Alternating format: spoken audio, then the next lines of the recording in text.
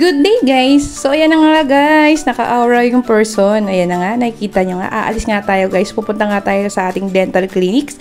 Sa DJT1 Dental Clinic, sa aking dentist. So, araw nga ng aking adjustment ngayon. Ayun, nag-book nga ako ngayon ng Mobit.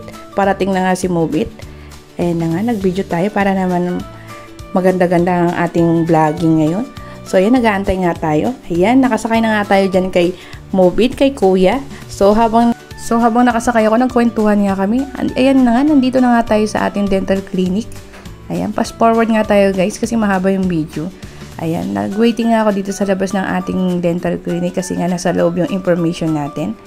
Ayan, nag-wait tayo. Ayan, nakapasok na nga ako guys. Nakikita nyo guys, napakalinis talaga. Talagang napakalinis nga ng ating dental clinic dito sa may branch ng Commonwealth. Ayan na nga.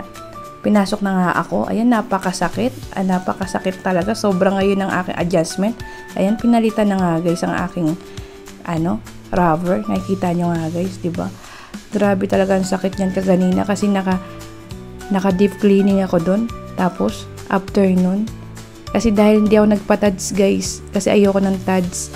So, ayan ang ginawa nila sa aking ngipin. So, nakikita ko naman ang adjustment ng aking ngipin ay okay naman.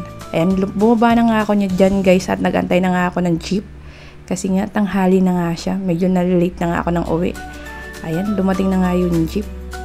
Sumakay na nga tayo dyan guys kasi nga, nagmamadali talaga ako. Kasi nga, tinanghali na nga ako ng gising. Yung pala, may appointment pala ako ng araw na yan. Kaya nagmamadali na tayo. Ayan, nag-video nga tayo. Pauwi na tayo. Malapit na tayo sa ating tindahan. Eto na nga, nandito na nga tayo sa aming bahay.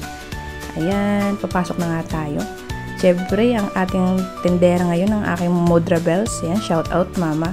Siya munang nagbantay kaganina kasi nga si Baby Juring nandun sa papa niya. Pupuntahan nga natin. Ayan nga, si Baby Juring makulit. Napakukulit talaga, diba? Andun nga siya sa kabilang tindahan sa papa niya. O, diba? Sayaw-sayaw pa. So, thank you for watching guys. Thank you!